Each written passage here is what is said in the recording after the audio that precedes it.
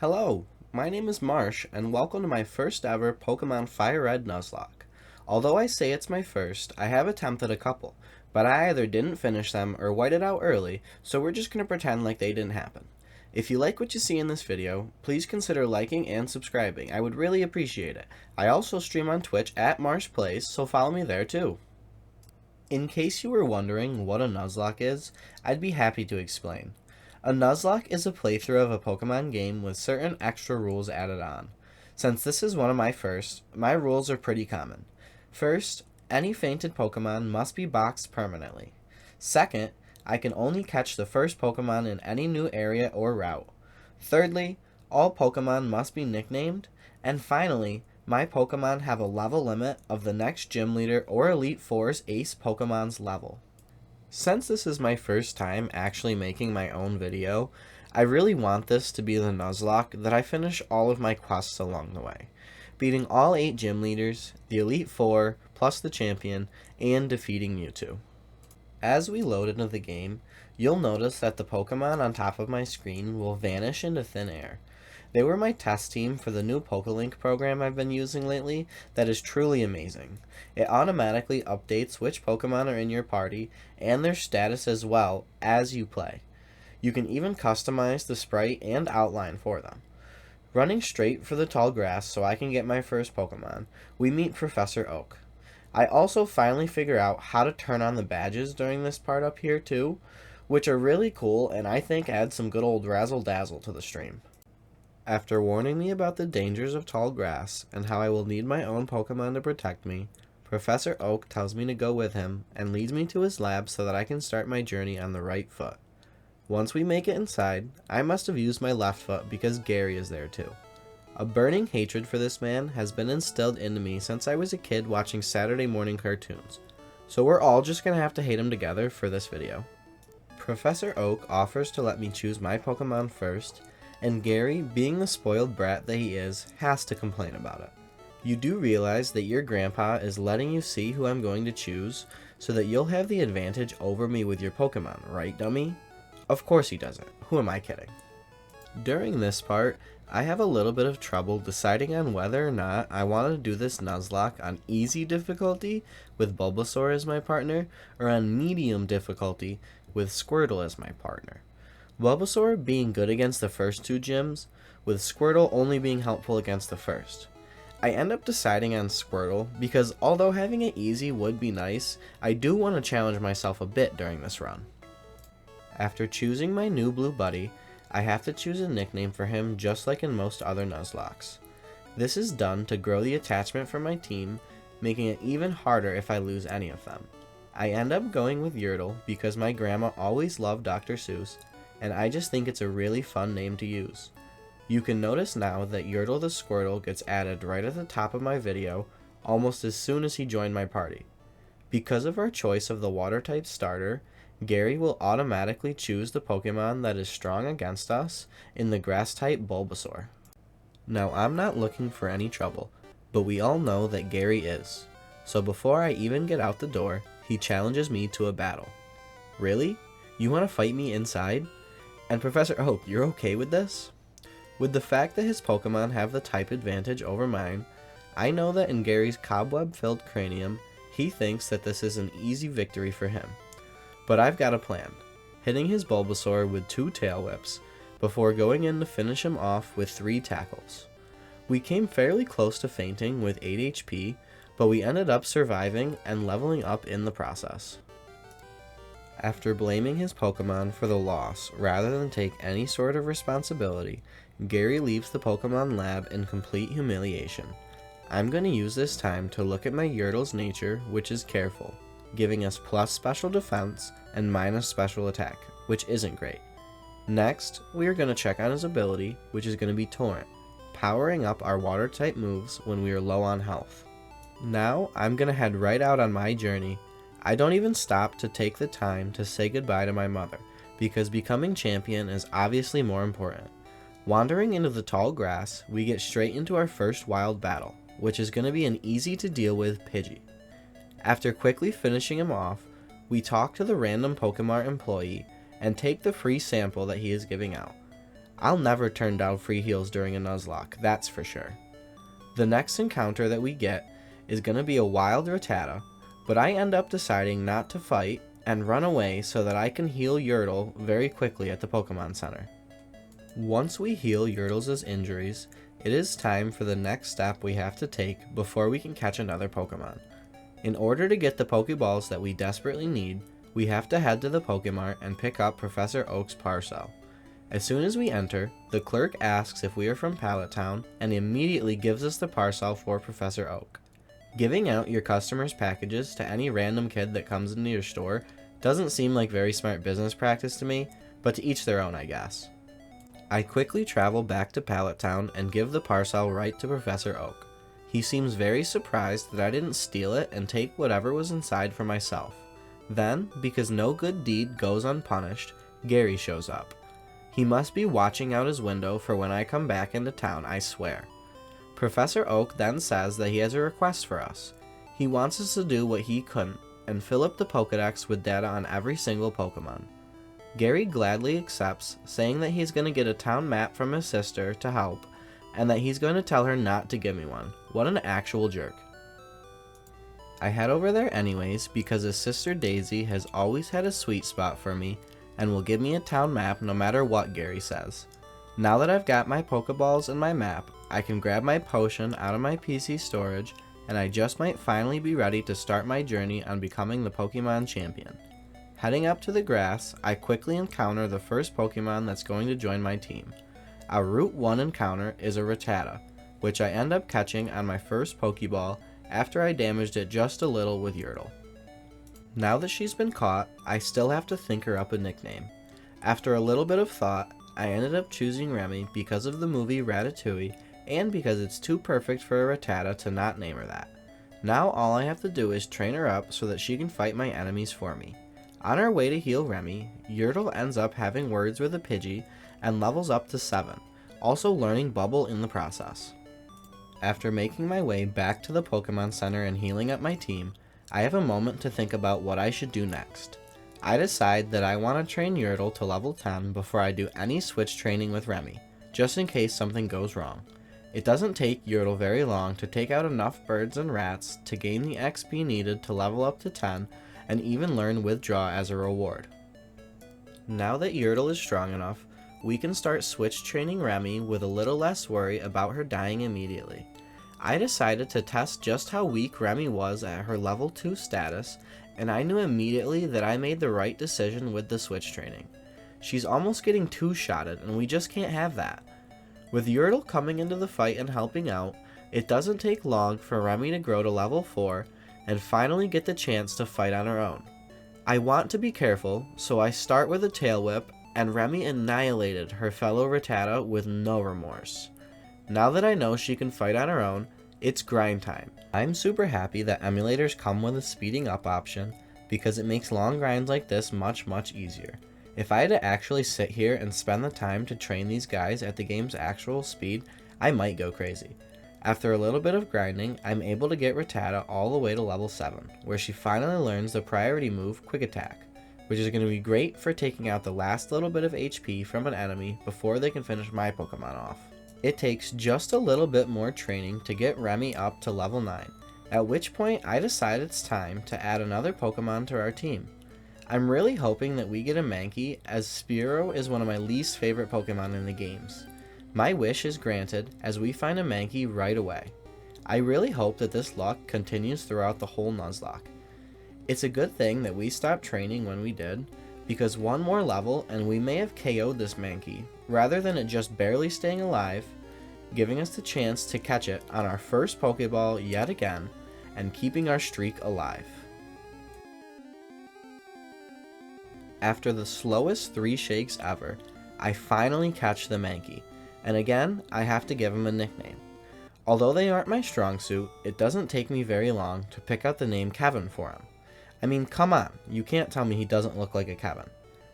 We finish off getting Remy to level 10 before we finally start to switch train Kevin and mold him into a valuable member of the team as well.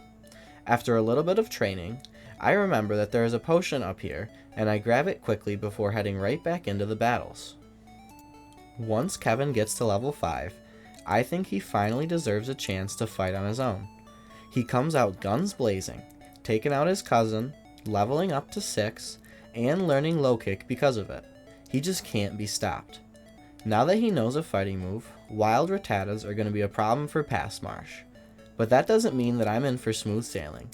Because I wasn't fully paying attention, we had a very close call with a Spearow, who had it chosen to do another peck rather than a growl, would have taken out Kevin right then and there.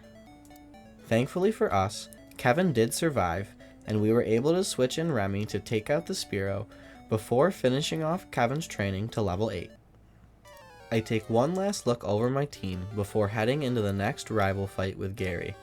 I want to start off with Yertle because he is very bulky, and if something happens to go wrong, I'm hoping that he can still somehow pull through for us against the odds. Gary leads with his Pidgey, which on paper seems like it would be a very easy fight for me, but battles don't always turn out how you'd expect them to. Pidgey started out the fight by throwing dirt right in Yertle's eyes. I told you guys that we're all gonna hate Gary together, didn't I? I hope this is helping you understand why I feel this way. The accuracy drop from Sand Attack makes my tackles miss multiple times, no matter how much I will it to hit. The old Pocket Sand technique works so well, in fact, that I had to heal up Yertle with a potion before trying to get back into the fight. Thankfully, Yertle comes back with a vengeance and manages to hit the next 2 tackles right in a row to finish off Gary's Pidgey. Now, I know what you're thinking. Marsh, that was really close. Are you going to be able to humiliate him after all? And the answer to that, my friend, is still a resounding yes. Gary is now going to have to send out his Bulbasaur, who although has the type advantage against Yertle, doesn't know that I've got a plan for this. I'm going to be switching out to Kevin, who is resistant to Bulbasaur's attacks, so that I will be able to get off a few Leers and lower its defense. Since I don't plan on attacking with Kevin, it works out really well for me if Gary decides to use Growl, because I just get a free turn out of it.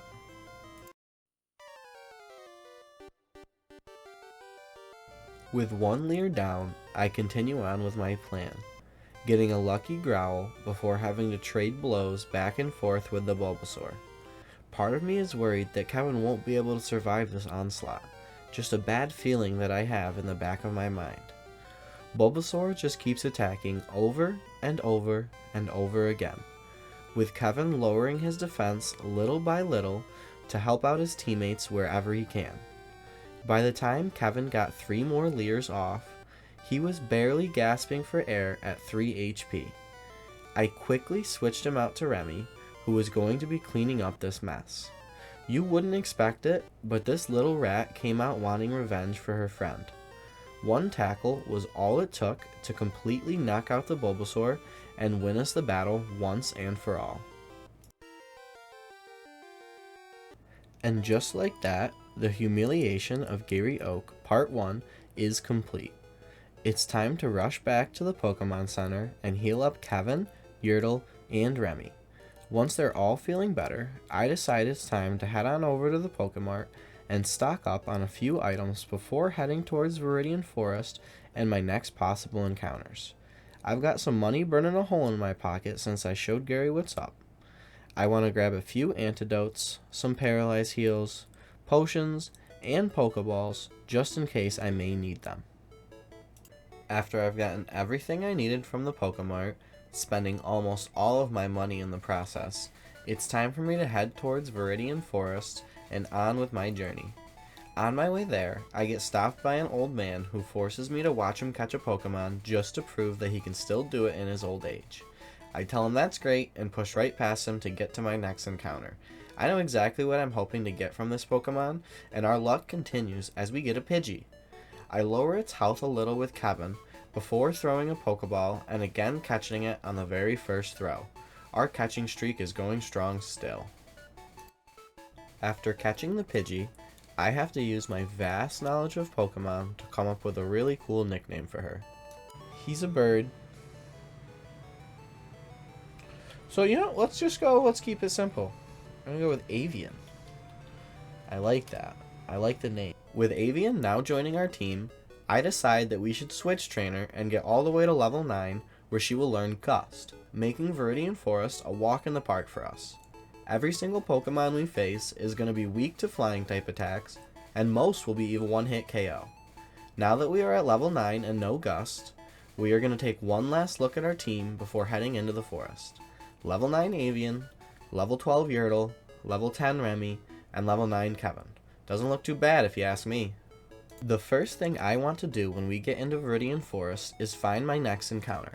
There is a 5% chance that you can find a wild Pikachu in here, and I am really hoping for that, as an electric type would be huge when fighting against Misty later on. And we get one! We are so lucky to have our first encounter be Pikachu rather than something dumb like a Weedle. Giving us the chance to add a classic Pokemon to the team, I make the switch into Kevin so I can tank a few Thunderbolts just in case. But wouldn't you know it, our one Pokeball streak is continuing, netting us a cool new Pikachu. Now, we just have to think of a nickname for him. In honor of the new Pokemon anime, I decide that we are going to name him Captain. It's just perfect for him. We can then try to find our way out of this forest. I grab the Pokeball that Captain seemed to have been guarding, followed by a random potion before I make my way to the first trainer in here, Bugcatcher Rick. Now, like I said earlier, because of Avian and Gust, this whole place is going to be just a cakewalk. And to prove me right, Avian goes into the battle and one-shots the first Weedle, leveling up to 10 in the process. The Caterpie that follows after doesn't fare any better, only being able to take just one Gust before falling at Avian's feet. I then get right into my next battle with Bugcatcher Doug, who says Pokemon trainers can't jam out. What? Why not? He leads with yet another Weedle. I almost feel bad for what I'm about to put this kid through, but then I remember that he deserves it for being a Bug-type trainer in the first place. His first Weedle goes down in a single Gust, and is quickly followed by his second Weedle. He is then going to send in a Kakuna, and since Kakuna only knows Harden and no attack moves, I figure that this is the perfect opportunity to train Captain a little bit without having to worry about it getting taken out by the stronger Pokemon. After a few Thunder Shocks and only a little bit of me making fun of Doug, Captain takes it out, and as a reward for doing it all by himself, he goes up 2 levels. With 2 of the Bug trainers defeated, I can now move on through the forest, grabbing the antidote that is sitting in the middle of the road before going up to battle the next challenger, Bug Trainer Anthony. This battle goes just about how you would expect it to, with Avian obliterating his first Caterpie. I then decide that I am going to give Captain the chance to beat the second one all by himself. Knowing that this is his time to shine, Captain comes in and takes the Caterpie down in only 3 Thunder Shocks.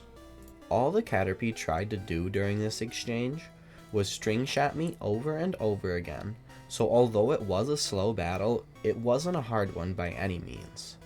Once Captain finally managed to take it down, he leveled up and learned Tail Whip in the process too. Moving forward, we are on the second to last bug catcher in Viridian Forest, a little kid named Charlie. The quicker we ruin this little boy's day, the quicker we can get out of this dreadful place. Sorry man, it's you or me, and I'm always going to choose me. He leads off with a Metapod, thinking that this might finally be the battle that he can win. But Captain just isn't going to let that happen, and makes quick work of it using just a few Thunder Shocks. His next Pokemon is going to be a Caterpie, who puts up just as much of a struggle as you would expect from it, before it finally unsubscribes from life. His final Pokemon is another Metapod, which works for me because it's free XP for Captain, getting him to level 8, and learning Thunder Wave too. With another bug catcher down, we are free to move our way on through the forest, where we will find another potion just laying on the ground. I don't really know if it's a smart idea to drink medicine you find in the woods, but I'm just not going to think about it. Bug catcher Sammy only has one Pokemon, and it's another Weedle. It is level 9, but with a quick switch to Avian, who is level 11 herself, it doesn't even register as a challenge. We are able to tank a Poison Sting before getting a Gust off with a massive crit and knocking the Weedle right out. With the last bug catcher defeated, I get out of that forest as quickly as I can, and go straight to the Pokemon Center to heal our team up into tip-top shape. They worked really hard and got us through Viridian Forest with no problems whatsoever. While I'm healing, I remember there's a hidden item up near the museum, so I go and grab the Pokeball before heading into Brock's gym to test if I'm ready to face him yet. I figure that if I have a tough time beating the only trainer in the gym, then I should train a little bit more before facing off against Brock himself. Camper Liam starts off with a Geodude while I lead with Yertle. The type advantage here is going to make this a walk in the park for us. It manages to survive the first bubble and uses Defense Curl, which does nothing to protect it from Yertle's next bubble. Choosing the water type starter was definitely a good decision here. That's one Pokemon down, no problem, and I don't expect the next is going to give us much more of a challenge. With Geodude out of the way, Camper Liam's next Pokemon is going to be a Sandshrew. While it's not necessarily a strong Pokemon, it might take a little bit longer to take down than Geodude did. One bubble does just about a third of damage before it gets off a sand attack, dropping our accuracy. Uh-oh, this might not be good. If we lose our starter because of friggin' sand, I'm gonna be so mad. We managed to hit our next bubble, getting Sandshrew into the red, before he hits us with another sand attack. Yeah, this is it. This is where it all goes wrong, I can feel it. We miss our next bubble, and Sandshrew capitalizes on this, hitting us with a scratch. Good thing it doesn't do too much damage, as we miss our next 5 bubbles in a row before finally managing to hit it and finish Sandshrew off for good. Although I wouldn't call that a hard fight, I definitely think I should train my Pokemon a little bit more before facing off against Brock. I trained Kevin to level 10, Captain to level 10, Yertle to level 14, and Avian to level 12. Looking back, I should have trained Kevin a little bit more too, and I really don't know why I didn't. He's literally my only option for this gym other than Yertle. Now that our team is healed and ready to rumble, we head straight for Brock and our first gym badge. Taking him down is the first step in becoming the champion and beating my first Nuzlocke. After a little bit of making fun of Brock for how many times he says rock hard during his intro, we get straight into the battle. Just as we expected, Brock starts off the battle with his Geodude. I wanted to play it safe by throwing Kevin out first, keeping Yertle at 100% to deal with his Onix later.